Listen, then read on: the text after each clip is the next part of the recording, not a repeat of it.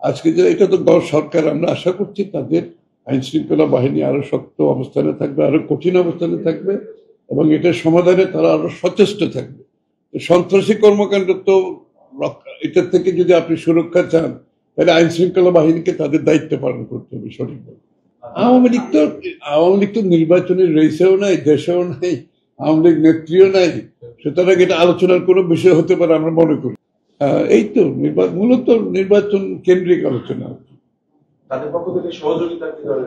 ওটা তারা তো সহযোগিতা করছে, তারা তো নির্বাচন কমিশনকে সাপোর্ট দিচ্ছে, ফাইন্যান্সিয়াল সাপোর্ট দিচ্ছে, সিভিল সোসাইটির সাথে কাজ করছে, দলগুলোর সাথেও কথাবার্তা বলছে এবং তাদের এখানে আসবে, অবজারভার আসবে, সেটাও তারা সিদ্ধান্ত নিয়েছে। এগুলোর উপর তারা কাজ করছে।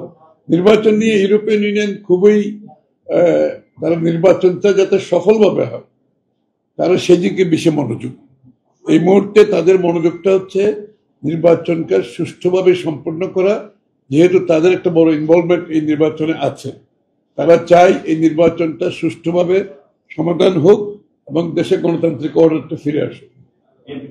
না, আমরা বলেছি এবং এই 227টা সিট দেওয়ার পরে অনেকটা আমি বলবো গ্রহণযোগ্য সকলের কাছে হয়েছে এবং আমি মনে করি সব কোটার থেকে যেটা রিপোর্ট আমরা পেয়েছি তারাও মনে করছে যে মনোনয়নগুলো ভালো হয়েছে। বিএনপি যে ধরনের অন্য ধরনের চিন্তা করা হয়েছিল সে ধরনের কিছু হয়নি, বরঞ্চ সাধারণ মানুষের কাছে গ্রহণযোগ্য হয়েছে। আমি বিভিন্ন কোয়ার্টার থেকে যেটা আমরা রিপোর্ট পেয়েছি সবাই সন্তুষ্ট। জুলাই স্বীকৃতির মাধ্যমে, জুলাই স্বীকৃতি বলতে কি আমি তো বুঝতে পারছি, আমরা তো ইতিমধ্যে আলোচনা হয়েছে, ঐক্যমত হয়েছে, সনদ সই হয়েছে, এরপরে আর কি বাকি আছে আমাদের তো জানা নেই। এখন যদি এত আলোচনার পরে, ঐক্যমত হওয়ার পরে, সনদ সই হওয়ার পরে আর যে কিছু থাকতে পারে সেটা তো আমাদের আমি ঠিক বুঝতে পারছি না ব্যাপারটা কি। বান্ডেল থাকলে প্রতি সেনমানিতে টাকা বাঁচবে।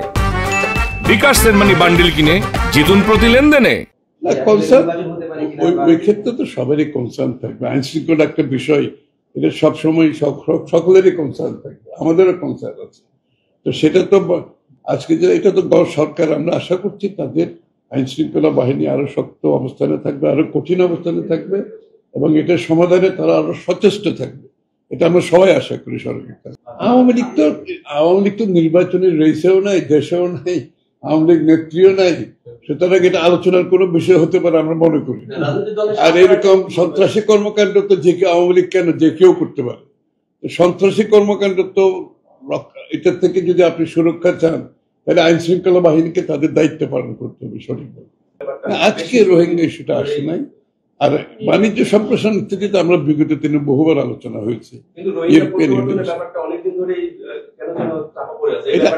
এটা আজকে আলোচনা হয় না। আমি তো বলছি এরকম সন্ত্রাসী কর্মকাণ্ড যারা নির্বাচনী রেসের মধ্যে নেই, যারা দেশেই নেই, সুতরাং যাদের কর্মকাণ্ড স্থগিত আছে, এরকম ওরা এখন সন্ত্রাসী কর্মকাণ্ড তো অনেকেই করতে পারে। এইগুলো সরকারের দায়িত্ব, সরকার পালন করবে। কারা করছে সরকারকে, তাদের গোয়েন্দা সংস্থা আছে, তাদের আইন শৃঙ্খলা বাহিনী আছে। আমরা আশা করছি সরকার আরো বেশি সচেষ্ট থাকবে, আরো ভালোভাবে এটার মোকাবেলা করতে হবে। তার মাধ্যমেই আমরা নির্বাচনের দিকে যাব। আর এইগুলো নির্বাচনের আগে কেউ সন্ত্রাসী কর্মকাণ্ডের মাধ্যমে নির্বাচনকে বাধাগ্রস্ত করতে পারবে সেটা বিশ্বাস করার কোনো কারণ। বাংলাদেশের মানুষ অনেক সজাগ, তারা নির্বাচনের অপেক্ষায় আছে। তারা আজকে সমস্ত বাংলাদেশের 300 আসনে নির্বাচনী কর্মকাণ্ড পূর্ণ উদ্যমে চলছে, উৎসাহ উদ্যাপনের মধ্যে চলছে এবং সব রাজনৈতিক দল কিন্তু এখন মাঠে কম বেশি সবাই রাজনৈতিক মাঠে চলে গেছে অলরেডি। নির্বাচনের কর্মকাণ্ডে সবাই লিপ্ত এবং ভালোভাবে নির্বাচনী কর্মকাণ্ড প্রতিটি এলাকায় কর্মকাণ্ড এখন এগিয়ে যাচ্ছে। উৎকণ্ঠার কোনো কারণ তো নাই।